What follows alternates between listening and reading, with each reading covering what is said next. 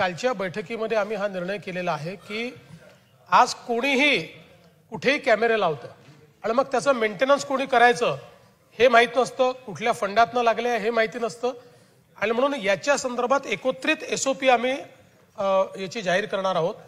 या एसओपी मध्ये कुठलेही कॅमेरे लावताना एका सिंगल पॉइंटची परमिशन ही त्या ठिकाणी असेल, त्याच्यामुळे इंटिग्रेशन होईल आणि दुसरं याच्या मेंटेनन्सची जबाबदारी एका सिंगल एजन्सीवर असेल, जसं आता राज्यमंत्री मोदयांनी सांगितलं। समजा होम विभागाने केली तर पोलिसांकडे असेल किंवा त्याचा एक निर्णय आम्ही करू, पण सध्या तरी आम्ही पोलीस म्हणतो।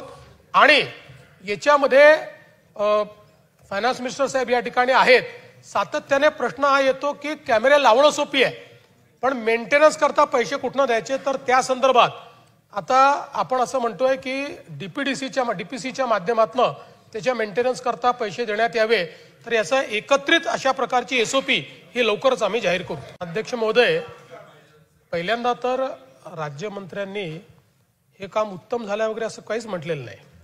त्यांनी एवढीच माहिती दिली आणि ती रायगड बद्दल दिली की जे खासगी लोकांनी लावले म्हणजे जे सीएसआर म्हणून लागले ते चांगले चालले आहेत आणि जे आपण लावले ते चांगले चालू नाही आहेत, हे त्यांनी माहिती दिली।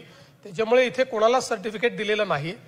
मात्र या संदर्भात जसं मी सांगितलं की याचा एक एकत्रित एसओपी आपल्याला काढावं लागेल। काही ठिकाणी वॉरंटी पिरियड आहे, काही ठिकाणी नाही आहे, काही ठिकाणी 1 वर्षाचा आहे, काही ठिकाणी 3 वर्षाचा आहे। त्यामुळे आता काय झालं की वेगवेगळ्या संस्थांनी हे लावले। आता याचे 2 ठिकाणी इंटिग्रेशन आपल्याला करावं लागतं, एक पोलीस विभागाकरता करावं लागतं आणि दुसरं डिझास्टर मॅनेजमेंटच्या दृष्टीने आपल्याला करावं लागतं।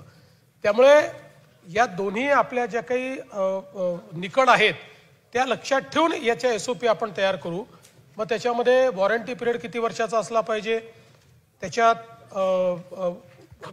सगळ्या पुढच्या मेंटेनन्सची व्यवस्था कशी असली पाहिजे।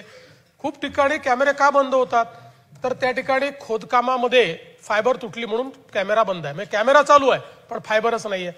तर अशा प्रकारच्या गोष्टींमध्ये छोट्या छोट्या गोष्टीला मेंटेनन्स लागतो आणि म्हणून त्या संदर्भात आपल्याला ही कारवाई करावी लागते आणि म्हणून त्या संदर्भातले आपण निश्चितपणे निकष देऊ। आणि डीपीसीचा अर्थ डिस्ट्रिक्ट प्लॅनिंग कमिटी आहे, तर डीपीडीसी आपण पहिलेपासून त्याला डीपीडीसी म्हणायचो म्हणून डीपीडीसी म्हणायचो, पण